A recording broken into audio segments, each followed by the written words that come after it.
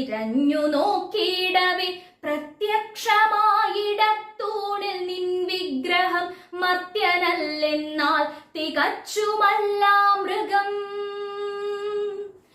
എന്തൊരു ജന്തുവീതെന്നങ്ങു ദൈത്യനും അമ്പരന്നിടവേ ചാടിപ്പതിച്ചുടൻ കൂർത്തു വെളുത്ത രോമങ്ങൾ നിറഞ്ഞുടൽ ചീർത്തു പെരുകി തുടങ്ങി അനുക്ഷണം.